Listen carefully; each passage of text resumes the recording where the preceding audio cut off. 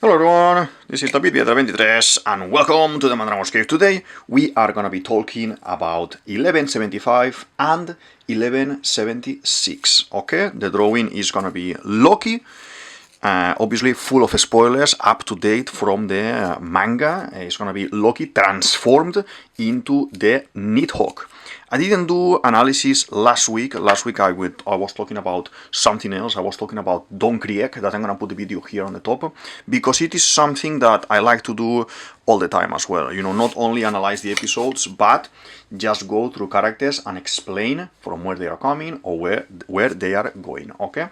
So for now, we have already here in the channel multiple videos, multiple, chats about Loki, and in my previous video, no, but in the one before I was talking about, maybe I hold fire a little bit into, not drawing Loki transformed yet because I couldn't see the full body. The full body for Loki, I think this drawing that we see in 1175 is gonna be basically the one that we see the most, because he is ginormous. So I think maybe we can just go for it now and we have it out of the way, because I want to draw him yes or yes, and I haven't drawn him as an adult either. I have him as a kid, and I think maybe when we have more overview of the whole story and the Elbaf saga finishes, maybe I can draw him and explain his whole story, basically, okay?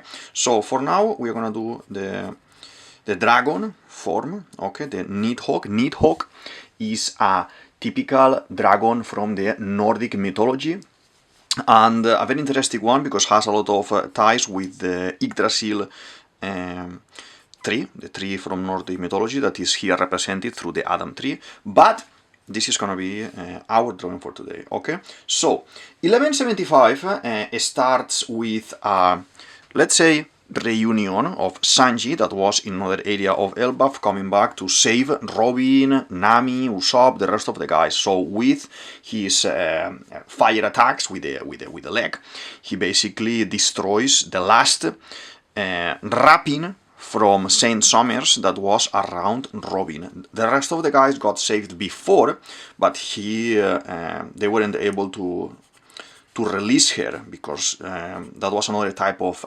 binding with this wrapping, okay?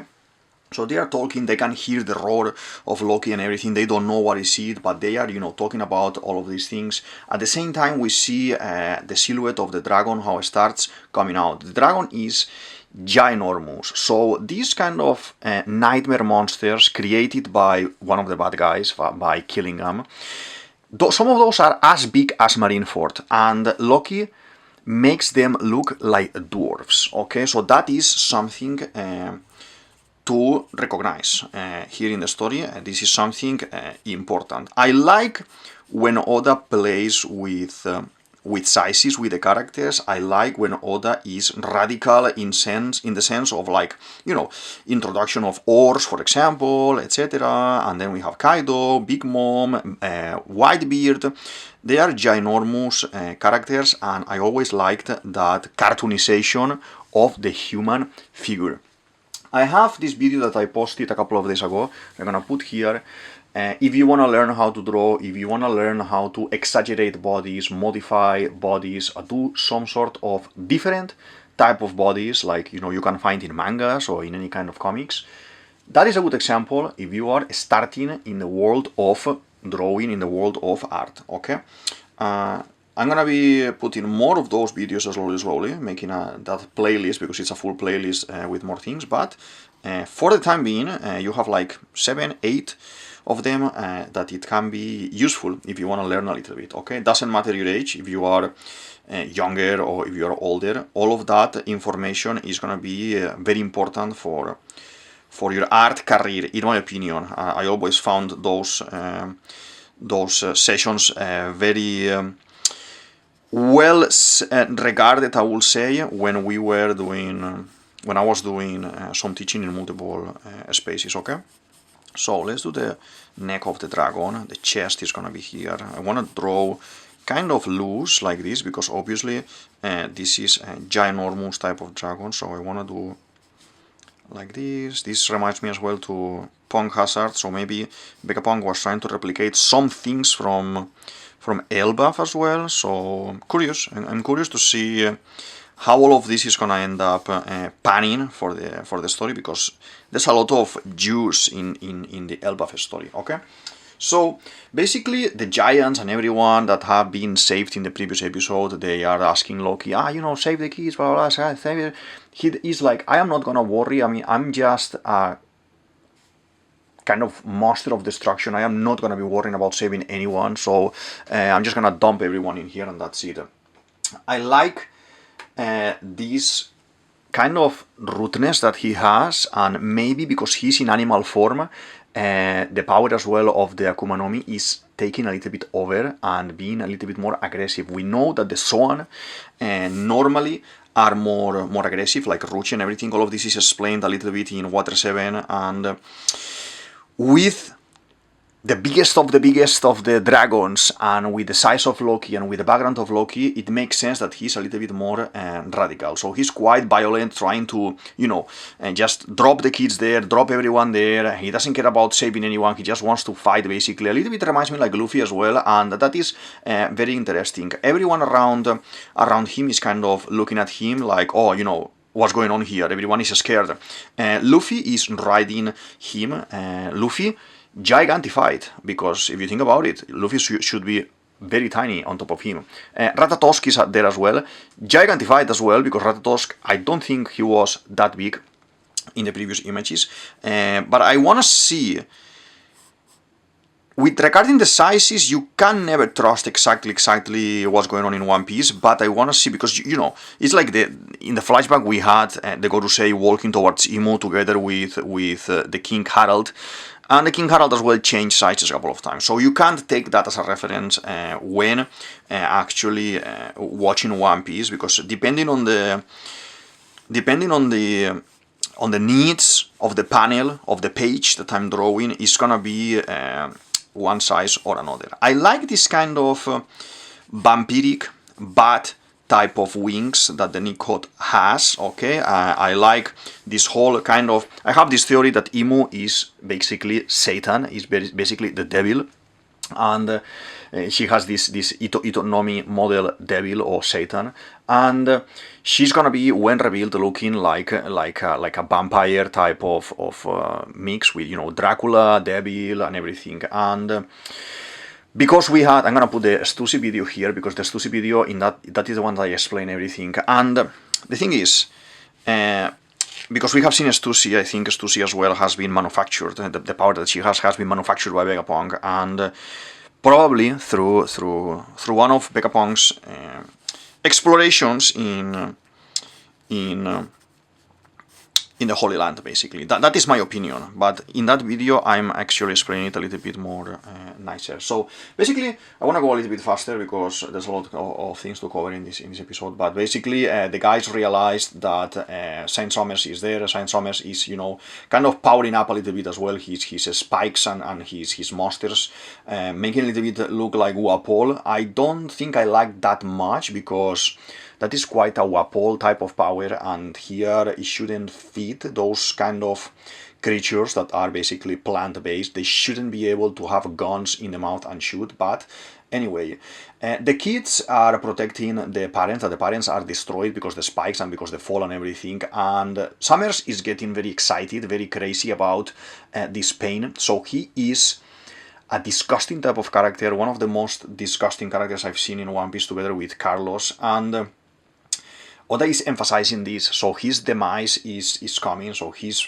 totally destroyal is coming soon, and he shoots these spikes at them, and by the time this happens, because in the first episode Luffy says, Zoro, you're here, so I don't have to worry about anything. So we see how Zoro is able to stop the spikes, save the kids, and then we see Luffy jumping from the Nidhogg, jumping from Loki, and grabbing Thunder and shooting a massive punch, charge with Thunder towards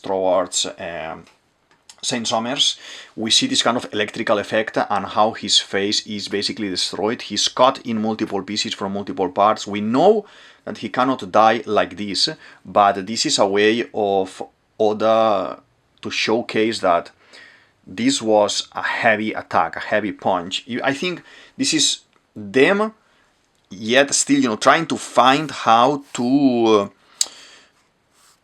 defeat one of these bad guys. Okay, let's see. We have 1, 2, 3, and 4. 1, 2, 3, and 4. Okay, and then we have here these ones like this. Okay, so we have this type of wings. Maybe it needs to be a little bit longer, so we can fit like this. Yeah, exactly like this. And then the tail, there is gonna be one leg here, and the other leg is here as well. We don't have a full image of the dragon, but we can guess that more or less is something like this. Okay, and then it's coming like this, with the spikes here at the back as well, like a crocodile. I like this kind of crocodile type of design mixed with dragon, typical European type of dragon, with 4 legs and everything, and the wings. It's interesting. I want to see him as well in hybrid form to see how different it's going to be from Kaido. Very curious as well.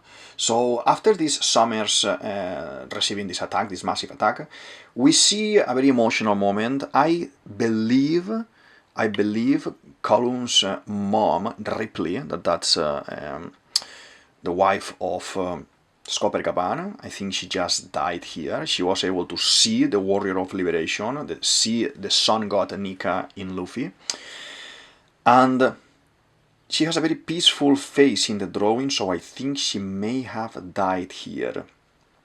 Loki arrives, he lands on top of Summers and squishes him as well, and that is very interesting. So there is this kind of small flashback where we have in the past Jarul talking with young Shanks and young, well, not young but younger Scopper Gaban talking about the power. It is confirmed that this is the mythical type model dragon Nidhogg fruit, dragon fruit mythical type Nidhogg, and he's able to spit these electric kind of thunders. Instead of the typical dragon fire that we will expect in a character like this, we have the electric. I like it. Yeah, it's interesting. It's fresh. It's something new. I thought they had to explain it somehow because it is a different concept.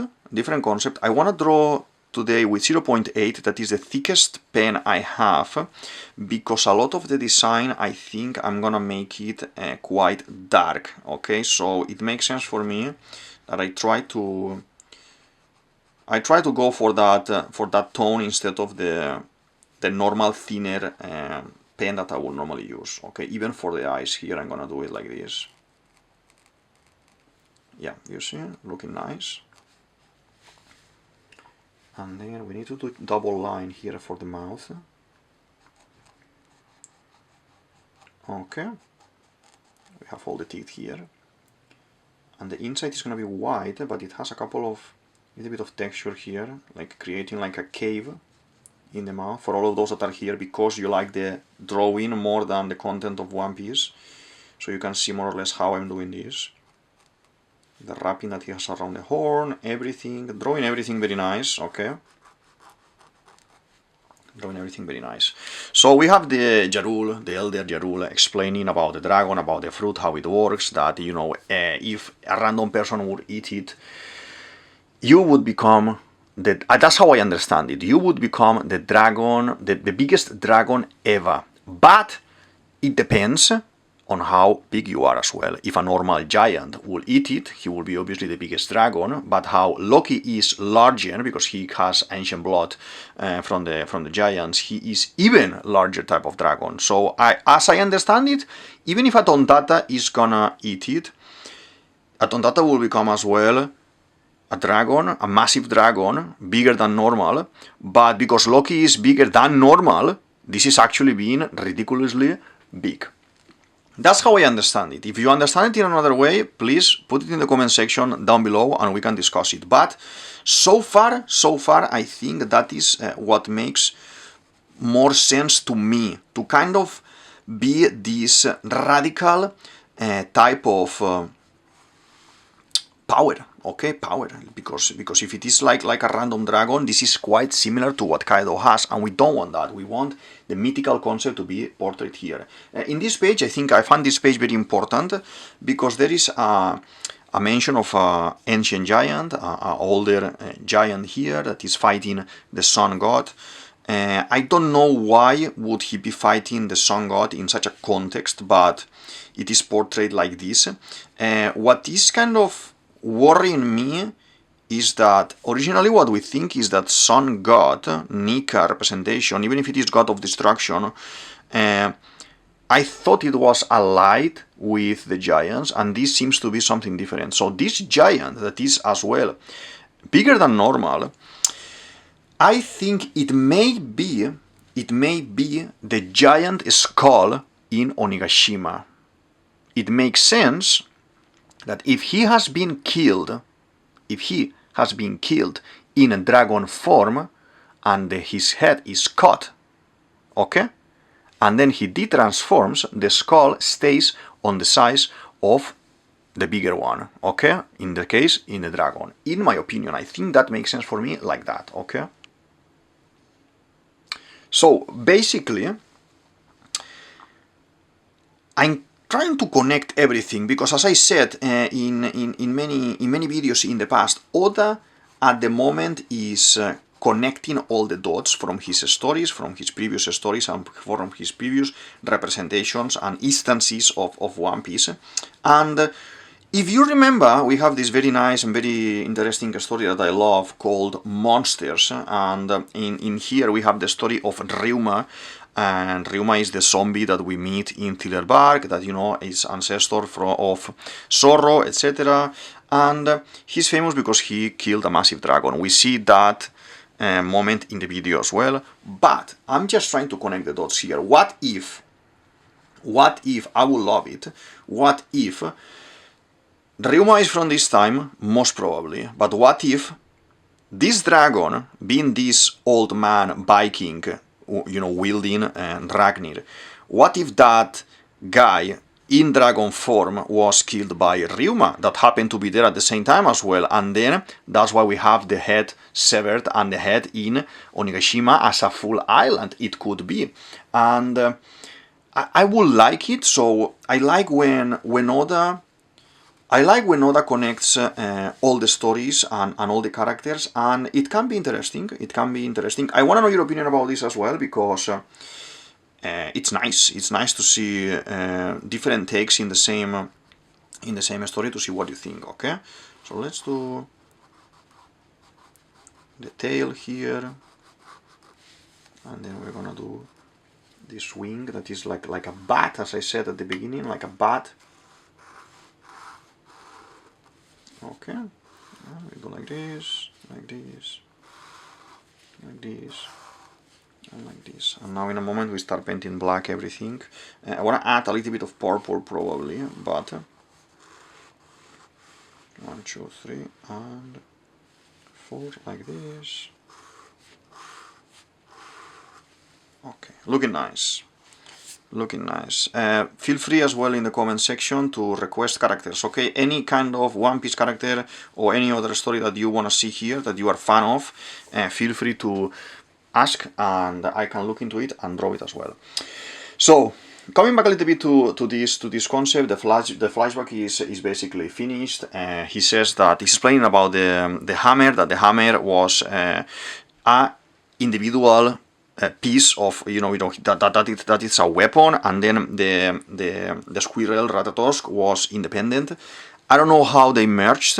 For them to merge, as I understand, because he said, because the guy died, the Ratatosk took over the hammer. I don't know if it is just because translation, but maybe the squirrel itself is a power. I think I always thought, and I explained in one of my previous videos, I thought that the hammer ate the squirrel fruit. I think this is what is happening, that the squirrel is the personification already of the fruit. I think maybe there is a godly point in the fruits where if the fruit is not eaten for, let's say, hundreds and hundreds and hundreds of years, maybe the fruit, if it is like a zoan, for example, a mythological zoan, it can take the animal form, okay?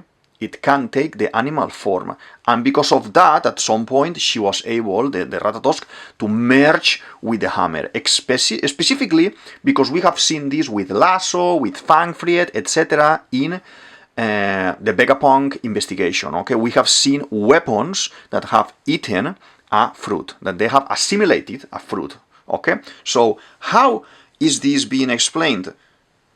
In zero ways at the moment, but Oda needs to address how is all of this happening, okay? I want to know the lore. So the episode carries on a little bit, you know, Loki throws a Thorheim, I think it's called, like a massive laser of thunder exploding everything, and then we see this image of destruction while Imu, that is inside possessing Gunko, is looking at the scene. And we see a little bit of the face of the dragon of Loki, with Ratatosk, with Luffy and everything, and the eyes of Imu, the eyes from Pangea looking, and he's like, so Nidhogg, this is where you were, okay? So he was looking for Nidhogg, probably from the fight that happened, you know, 900 years ago, etc. Very interesting episode, okay? Very interesting episode. I like it. I am curious to see how and why all of these things are gonna be happening. I wanna add some dashes of pink and some dashes of purple. Probably I'm gonna add a little bit of purple for the inside of the mouth, because I think because Loki has those tones, a little bit of yellow there looks inside, it looks interesting inside, but I think I want to keep it like this, and we'll keep that white for the contrast. I want to do the same here, a little bit of yellow for the contrast, like this maybe.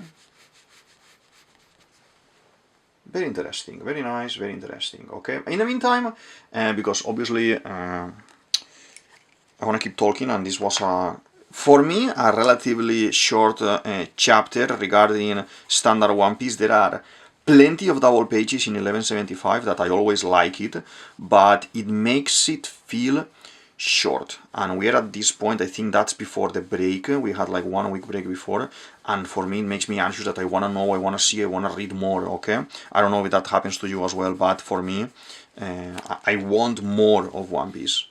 The story is being very interesting, there's a lot of information dropping every now and then, and I need to know more things, okay? Let's do these tiny lines as well, a little bit here. This is just a little bit of dashes of color here and there, so when I'm feeling the dark, maybe I don't feel 100% and you can sense a little bit of tone here and there, okay? Now I want to do the same line but purple on top of the pink one, and then we go into the blacks, okay? So 1176, okay? We carry on from where we finish, you know, Nidhogg is still, you know, doing this explosion and everything. Franky has seen this, he's able from far away from the forest to see what's happening. He's like, oh wow, what is there? There's a massive party going on there. And then he's, you know, chatting with Vegapunk Lilith, and Vegapunk Lilith takes out these devices that they look like a I don't know. It's like a circle with pins on the sides. Like it looks like two eyes or something. I don't know how to explain it, but it's these mechanical things that Vegapunk had in this box. Vegapunk is supposed to be in this box as well, because Franky says, "Oh, isn't that the box that we put Vegapunk?" So yeah, maybe I want to know more about Vegapunk as well. Like we left that story. I think we still need to carry Lilith and Bonnie as well. This full saga. And then we have conclusion afterwards, but I want to know what's happening there. So basically Lilith is explaining that, oh wow, it's so much energy around here, we can take all this energy and compress it, blah blah blah. Franky is not understanding anything. And basically we see the flames, we see the guys, Jinbei, Nami, Usopp running and everything, and Usopp is in panic, say, actually, this is terrifying, but Luffy, our Luffy is there and riding the dragon, so the dragon must be an ally. And remember that this group, they do not know Loki, okay? Zoro, Sanji, Chopper, yes, because they were down in hell and they met Loki and they had a chat with Loki, but not this group, okay? So we see a little bit of Saul as well. Robin is worried about Saul, is asking, can you get up, can you continue, and everything. Nami being unexpectedly resolute here. She is taking out Zeus, saying we're gonna do a super rain tempo here and we're gonna put all the fire down. They do that, Zeus grows massive. I like this combo, I like this power up of Sanji and Zeus, and then a lot of rain drops in the fires for the library and for the school. That's what they want to rescue. And because of all of this happening, we have a figure behind Zeus that shows up riding a creature, and this, if you see the drawing, very tiny drawing, this is one of the bad guys. This is Killingham. Killingham is gonna say, I didn't say to anyone that we can actually put on the fire because I want to destroy this. So he, the animal, the creature from a nightmare, take a chomps of Zeus and eats Zeus, okay? While the rest of the guys are escaping. This happened to be a lindworm, that it's another type of dragon looking, another type of creature that we have in Norse mythology as well, like dragon related, like lizard related. Nami is like, okay, like Zeus, you just been eaten, you just been killed. Sanji sees the enemy, and Jinbei sees the enemy. At the same time, we have these kind of tools, these kind of devices that Vegapunk Lilith had, that they are flying like very fast, and as they go, as I understand by the drawing, as they go, what they are doing is suctioning all the fires that the other creatures are creating, suctioning all the wildfires, destroying and burning the forest and the town and everything. They are taking all of that energy, condensing it, and at the same time expelling it to freeze everything. So we see the device from close, we see there's some sort of electricity inside, we see the image of the school and the library completely frozen, and we have seen that already. We have seen this in how is it called? Punk Hazard. Punk Hazard was an island, a normal island, like a tropical looking island, and when Vegapunk made that his base, he was using that base and everything, but the fight between Akainu and Aokiji happened in that island. Their power froze half of the island and burned half of the island. So that's why we have this contrast of powers there. At the same time, I think Vegapunk may have condensed some of that energy to fortify the Punk Hazard territory. Or maybe could even be as well that Shulolo, Caesar Clown, stole a little bit of this technology from Vegapunk, or the other way around. I wouldn't discard the idea that it's the other way around as well, and basically use it to, as I said, strengthen a little bit, protect a little bit the labs, and make like a ice capsule basically around it, so they can actually work while those conditions, those weather conditions that are crazy. I think in this as well, because Killingham, if you notice, he looks quite similar to Caesar Clown in design, the hair, that type of face, the eyes, and how crazy they look and everything. So in my opinion, they may be related somehow, okay? We know as well that the 10 Ryubitos can be made. Someone can become a Ryubito, someone can become a noble, someone can become a God's Knight. They are hiring you, they are leveling you up in this case, something like that. So it's interesting, that concept as well. I don't think we're gonna dig into that much. I don't think Oda is gonna go for that, but it is an option that we can always leave open there, okay? It could be interesting for the lore, for the sake of the lore, basically. So all of this is frozen now. This is working like the devices that are freezing everything are working some sort of boomerang. So they are able to return to Lilith. Lilith receives it, and we see how she is pinching a bottle of cola in the middle of this device and is loading it up. It throws it at Franky, and it says to Franky, "Hey Franky, try this on." Franky is like, "What are you talking about?" We see Franky's belly, the fridge open, and this is something I said in one of my first videos that I'm gonna put here, okay? Franky and the green blood. This is one of the main reasons I started this YouTube channel, okay? I have like 2 or 3 theories that made me say, let's go and let's start this YouTube channel. So, let me talk to you about this first, okay? You can watch the theory, but let me just explain what I need to see.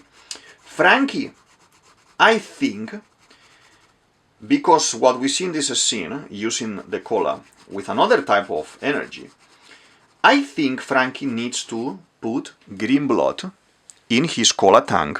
He can have 3 bottles with 3 different powers, for example, of green blood, and he could be a multiple fruit user in that sense of the speech, okay? He could be now using this type of fruit and then change the cola to another cola and using that other type of fruit, you know, like Nidhogg Seraphine is using this, Boahanko Seraphine is using that, so he could use all those powers if he changed the cola. I think the output, the ending of Elbaf regarding Lilith and Franky connection is gonna be something like this. This that we see right now with the Lilith, let's say, assistance, she's worried, not worried, she's excited, I would say, about Franky's design, Franky's body. She says, you are at the level of a pacifista, your body is working pretty similar to a pacifista, because probably, you know, that information, he got it from Vegapunk in the 2 years gap, in the 2 years transition, when he revealed himself, because he was in one of the labs of Vegapunk, one of the abandoned labs of Vegapunks, and he learned a lot from there, okay? That's why Franky was such a fanboy of Lilith when they met first time. So he looks at the cola and he says, you know, the only weird thing is that it's surprising from your body is that you run on cola. You are not using basically your full potential. This is a little bit of Oda trying to power up Franky. Oda, if you're watching this, if you happen to stumble upon this video, green blood in Franky, as I said it, like I'm already like 3 years here in the channel, 3 years more or less saying it, like please, green blood, green blood, green blood. I think Franky is gonna use this cola, but the final result, I will love it if it is regarding green blood, because this is a little bit random, okay? The cola now being charged with, you know, fires or thunders or any kind of energy in the island.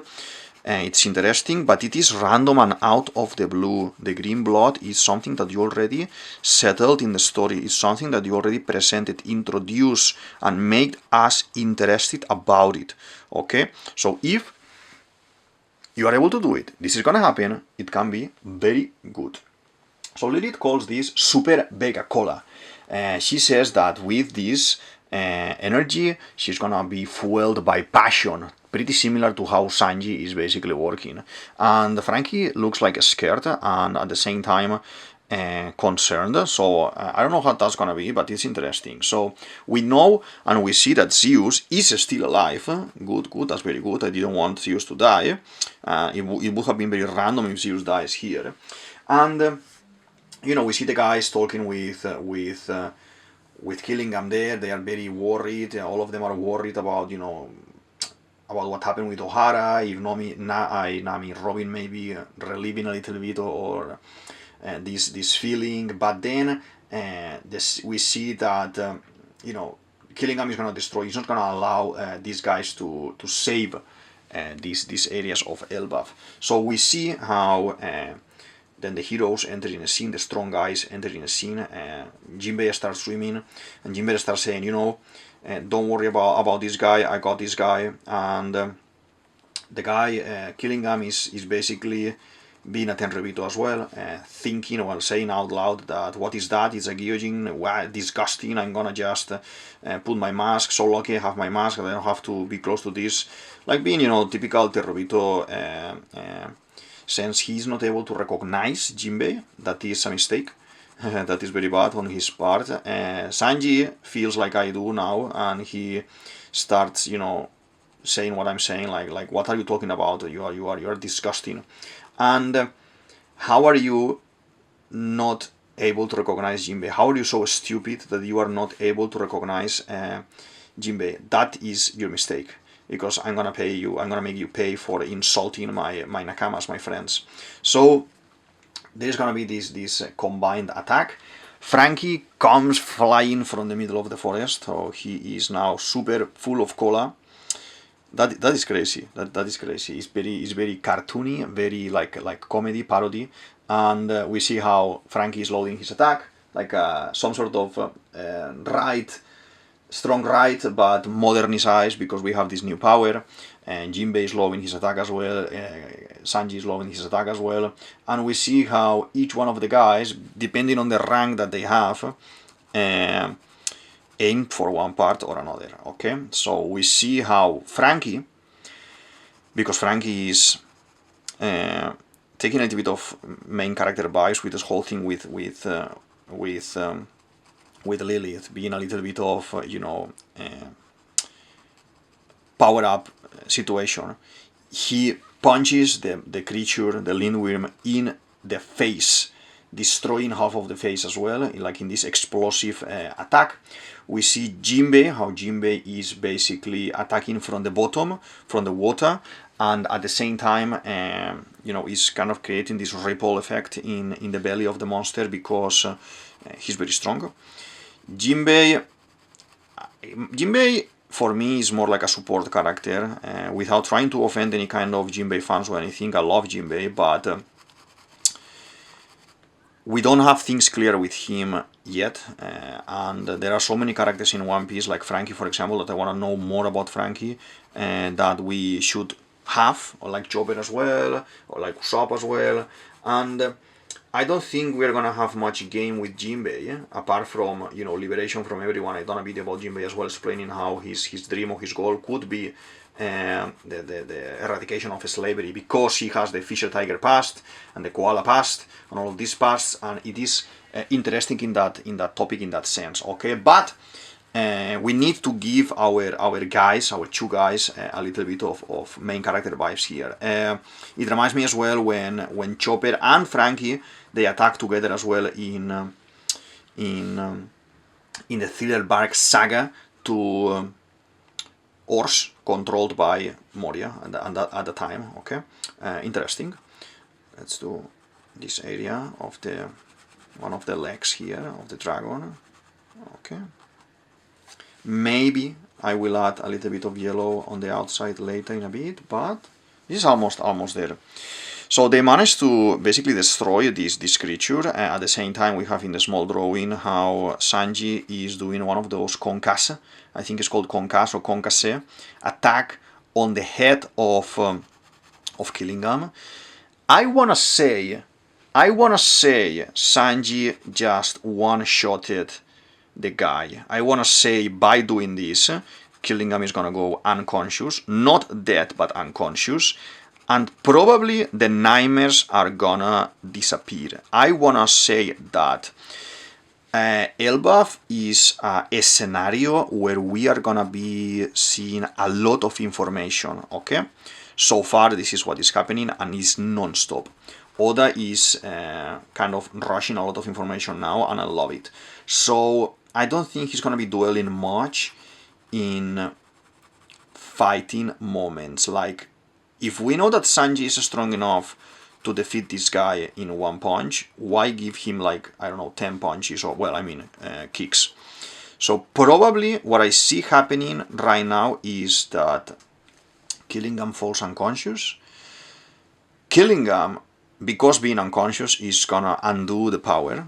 And at the same time, I want us, as a Straw Hats, to have a hostage from the world government, and probably from the highest rank. I would love it if it is a Gorosei, but a God's Knight would work.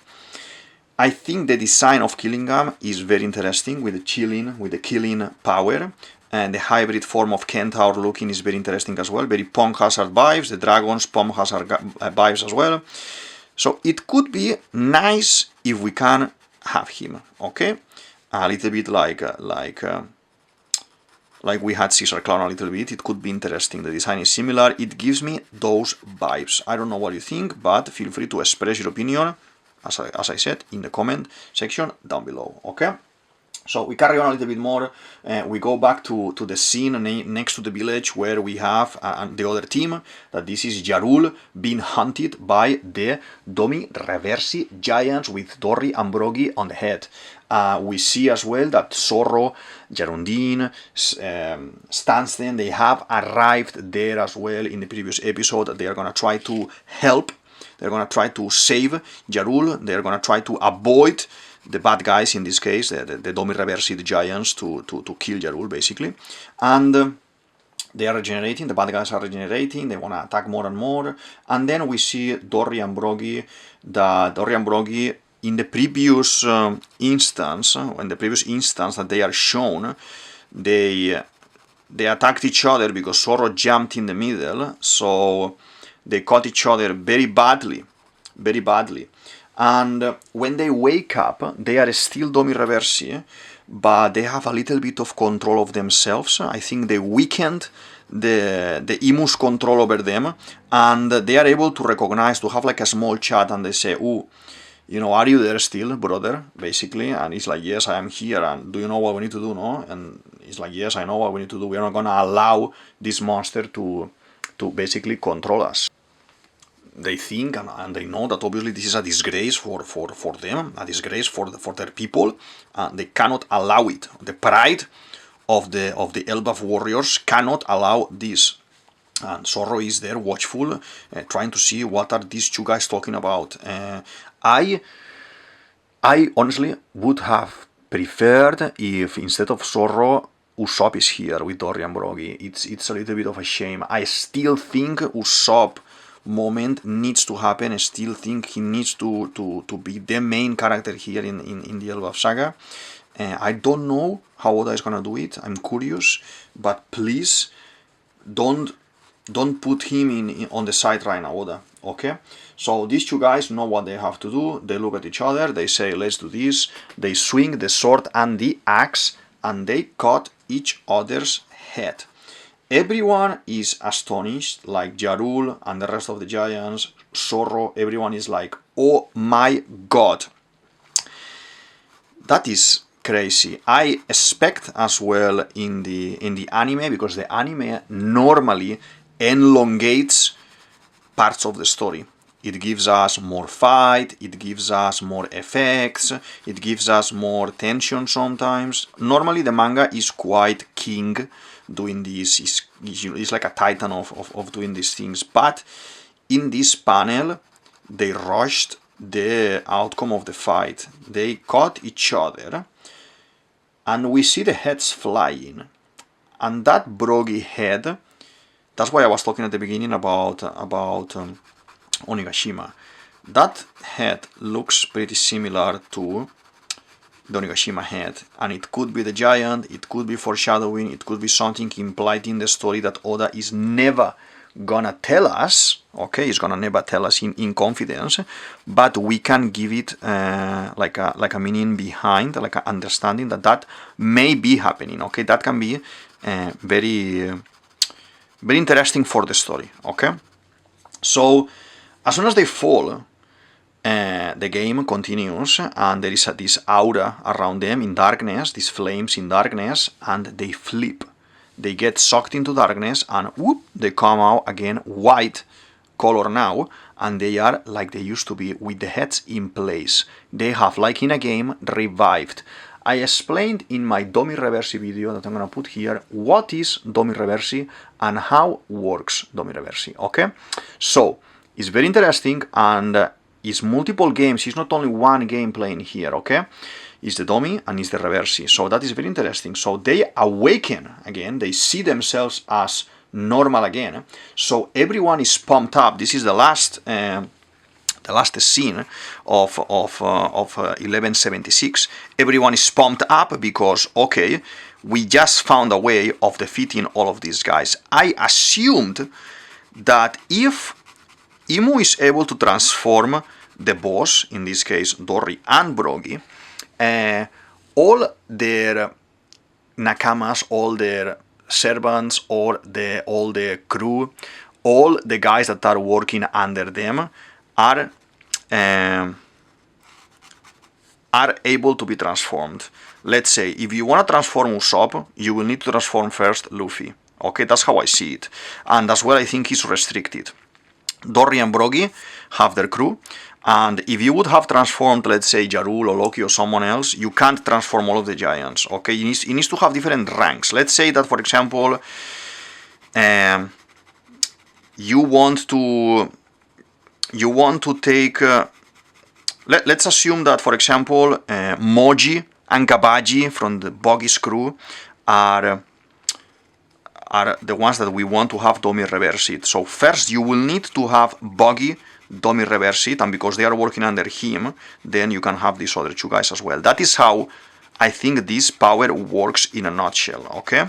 But here, the other guys, because they lost the game basically, and they kind of became the white players now instead of the black with the darkness, they have still the crew that they need to fight.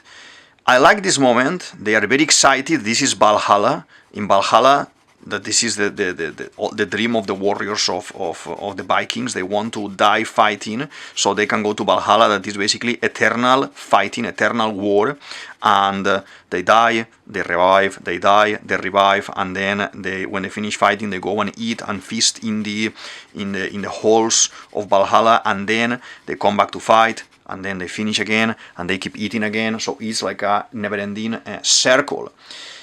I like it. Because they are living Valhalla. These guys now, especially Dorry and Brogy, they are living their own Valhalla. They said they are gonna go full on. They are a little bit sad, a little bit, they are our friends, but they are gonna go full on and they are gonna start killing everyone. Zoro is like, I kind of feel bad about them, basically. So he feels bad about the enemies. We haven't seen aggressive Zoro in a while. We haven't seen, I think, his full power in terms of attacks. And I want to see him now cutting everything, basically. I want to see him cutting giants up and down. They need to kill. So what we learn is that if they are killed with Domi Reversi transformation, they are killed, then they can come back to normal, revived, basically. So they are going to be aiming to kill all of these guys. The older guys, because Gerondine and Stausen are older guys as well, not as older as Dorry and Brogy, obviously, because they are younger generation, but they are older guys as well. They are gonna be attacking everyone, cutting everyone, killing everyone. So I like it. I like it very much. I'm just doing some kind of thunder power here. It can be interesting, like here, like this. And it will be clever to add some lines. I have my, regarding the drawing, I have my thoughts in terms of, it's gonna be purple, it's gonna be black, okay, like darkness. I want maybe to be purple and black like this, but the black is not the color, it is haki, it is full body haki, the whole body is haki. Sanji was able to feel the power of the dragon, the haki, basically everyone from very far away was able to sense. This guy is ginormous, so I would expect that the haki is ginormous as well. He is supposed to be the strongest being of the strongest, and on top of that, the power of the dragon itself, okay, not only Loki, but the power of the dragon itself as well is catastrophic, basically. It's like a catastrophe with wings. So I want to see how this is portrayed in terms of haki, okay? I want to see that the wings are haki, the face, everything is haki, covered is shiny as well, like Virgo. Okay, we had this full body haki theory as well that I said. I think Gaban is an expert of many hakis, especially this one as well, and I think Gaban is gonna be the man marked by flames who sails on a dark ship, because he is using his own haki to cover the ship, to protect the ship that is holding the last poneglyph. I think that's why we are having so much story with Gaban now, because he's the one holding the last poneglyph. It will be interesting that that maybe Loki, because they know each other, Gaban and Loki, maybe Loki learned how to use this haki, and that's why he is covered all in darkness from Scopper Gaban. I would love that, okay? Feel free to check my Scopper Gaban video, and you can see what you can explain what you think about it in the show more section as well. I'm interested to see your opinion, but there's a lot of tickets here in this concept, I would say, for this to happen. Okay, the eyes can be like this, like a little bit of fire. Okay, and I think we got the whole drawing for today. 1175, 1178 are incredible. I absolutely love them. I can't wait for next week to see what happens in 77. The fight is on, everyone is fighting. I think what we are gonna continue seeing here is gonna be Zoro and the group of giants here. They are gonna be starting killing the rest of the giants that are transformed, so they can revive them, let's say. I think we need to see a little bit more of Loki going around, destroying someone else as well. Maybe Loki needs to clash a little bit with Gunko for a moment, because Gunko is now Imu, so there's gonna be like a face-off, like, oh my god, Nidhogg, I knew you were here, and maybe Nidhogg is replying back to her a little bit, like saying, you know, who are you actually? Maybe I don't even know you, you're so small, I don't know you, like kind of being cocky, because Loki is like this. I expect as well Luffy being around as well and supporting a little bit Loki, maybe a small clash with Luffy. Maybe it can happen in the round episode in the 1180, but it could happen very soon as well. We need to see the rest of the guys. I want to see Saul and Robin. They need to get separated now again. I think they need to start taking care of individual areas, and they need to start defeating the bad guys. We have Killingham may be defeated, Summer may be defeated, Gunko is the last one there, so they could wrap it quite quick, and then have their own saga of Elbaf without enemies when they are gonna be learning lore for the story, about the tree, about the mural, about Sun God, because there's a lot of lore regarding Sun God that we can learn in this story. And then I think we need to introduce the concept of Big Mom here. I think Oda is reserving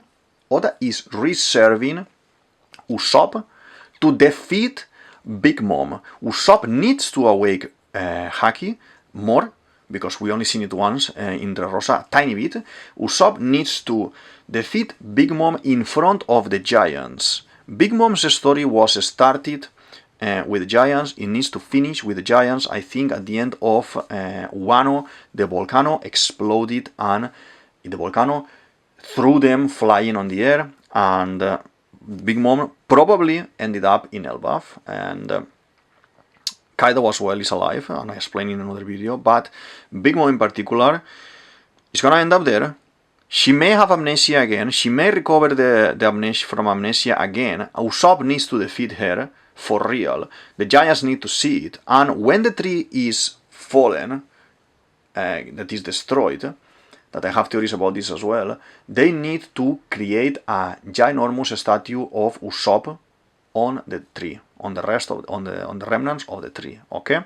And then he will become a legend of Elbaf. I would love that to happen. If Oda is not going to do that, you're going to be missing this massive opportunity of storytelling for Usopp. I'm curious to see what's going to happen with that. But that's what I suspect, that Usopp is in a second side now, on the side now, because we are gonna go now into Big Mom territory as soon as we can clean the rest of the guys. Big Mom is not an enemy that we can see Luffy facing again. Luffy is not, you know, he doesn't care about Big Mom anymore, so that's a power that he already surpassed. but for Usopp, it can be very, very beneficial for his development, and we need to cheer for Usopp, be happy for Usopp and everything. And at the moment, he's been a side character in this story. Okay, so I think we finished for today. I'm gonna sign. This is DavidViadel23, DavidViadel23. You can say it as you want, and this is the Mandrauscape. I hope you enjoyed the video, enjoyed the analysis of the 2 chapters, and yeah, I see you in the next one. Thank you very much. Bye.